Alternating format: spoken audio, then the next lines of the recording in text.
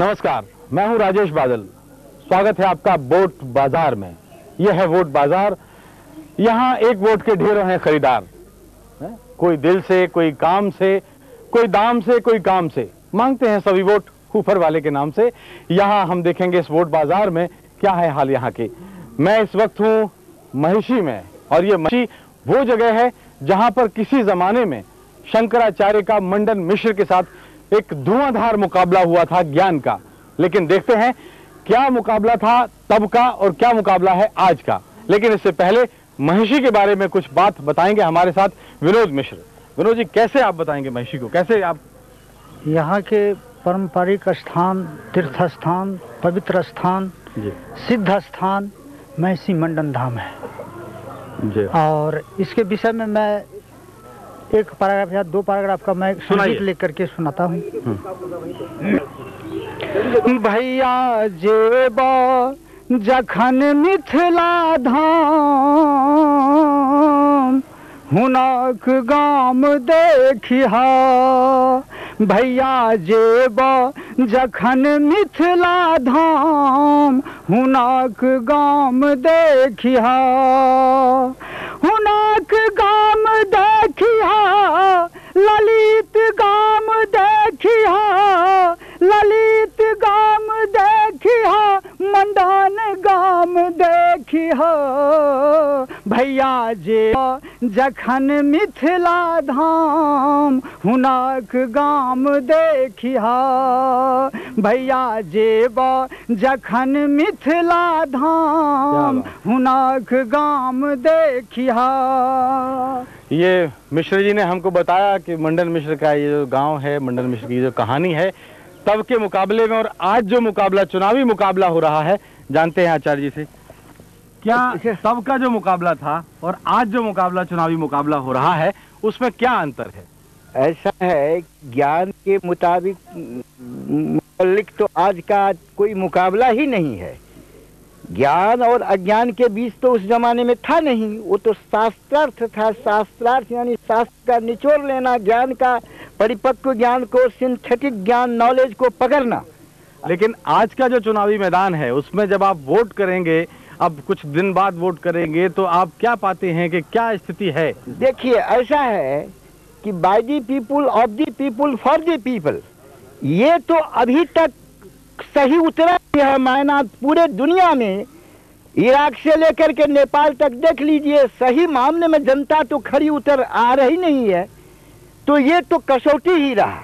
गांधी जी गए, विनोबा जी गए, जयप्रकाश जी भी छलांग लगा गए, लेकिन ये तो कसौटी ही रहा। और आज जो 15 साल से बिहार में है वो क्या है? तो ये जो 15 साल है, ये तो पूरा का पूरा राजनीतिक क्वेश्चन है, और जिसका हल तो राजनीति वालों को खोजना है। मैं तो उसमें आता नहीं हूँ। मैं तो कभी भी जनता के तरफ से ही कह सकता हूँ, मेरा आधार तो कभी भी लोक स्वराज्य होगा, लोकतंत्र को के बुनियाद को मजबूत करने का होगा, यही मेरा कहना है। लोक स्वराज्य होगा, लोक स्वराज्य, लेकिन अब रहा कहाँ? कुछ नेताओं का अपना अपना राज होता है, और इस राज के बारे में आपकी क्या टिप्पणी है? आज जब आप वोट करेंगे तो क्या सोचेंगे लोग? क्या दिख तरह के नेता नजर आते हैं? हम लोग तो सोचेंगे जो देश का अच्छा आज़ाद मिले, लेकिन आज की जो नेता हैं सो जनता को, सबको चाहता है जो मिट्टी मलिन कर दें, अपना कुर्सी बरकरार रखने के लिए सब नेता सब अपना अपना मार करता है। लेकिन तब का आचरण और आज का आचरण नेताओं में कैसा है? आजकल के नेता को जो रहना चाहिए सो एकदम नहीं है। सब अपना अपना धंधा के लिए, अपना राज करने के लिए अपना सब काम कर रहा है। राज की कर रहे हैं नेता, धंधा बना दिया है। ये धंधा कैसा बना है? महिषी के लोगों ने कैसे महसूस किया है, आप बताएंगे? नेताओं का धंधा कैसा है? लूट खसोट नेताओं का धंधा, और क्या है? नेताओं का धंधा है लूट खसोट। जैसे हो गद्दी पाओ और राज करो, बस।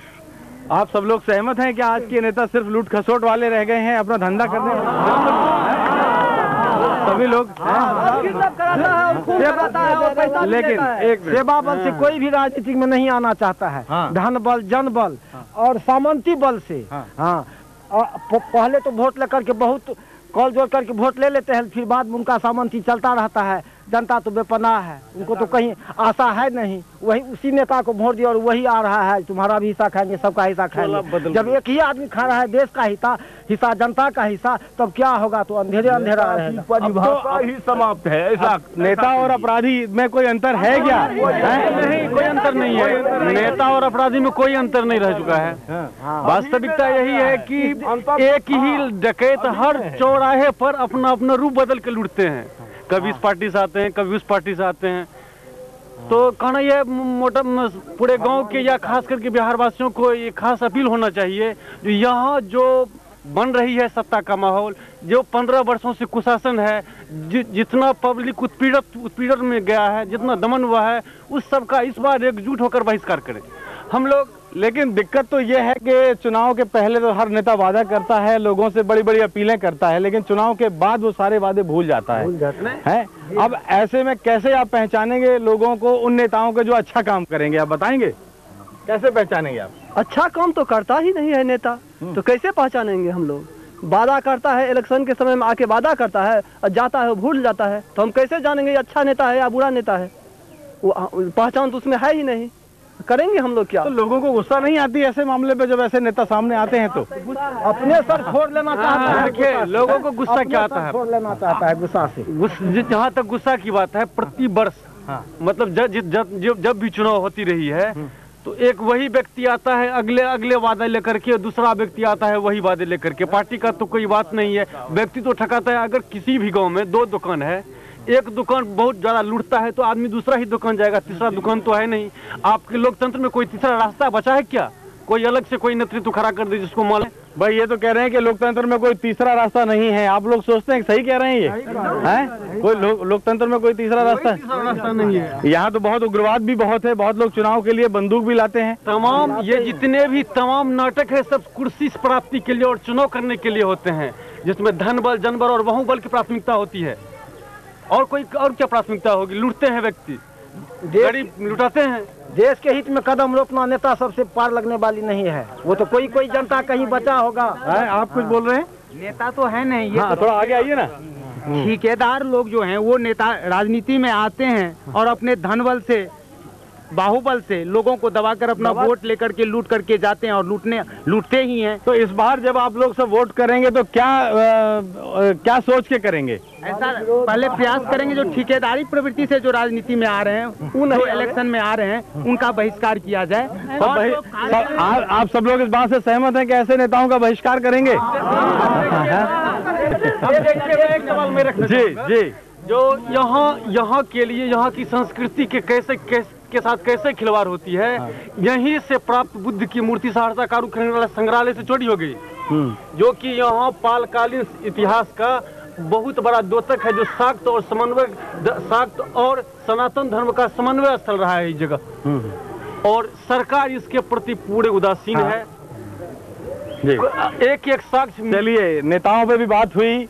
हाँ जी, कैसे कैसे मंजर सामने आने लगे हैं, गाते गाते लोग चिल्लाने लगे हैं, अब तो इस तालाब का पानी बदल दो, ये सारे कमल अब कुम्हलाने लगे हैं। ये था हमारा आज का बोट बाजार। और अब वक्त एक ब्रेक का। ब्रेक के बाद चलेंगे झारखंड में रांची, जहां हमारे सहयोगी हैं धर्मवीर।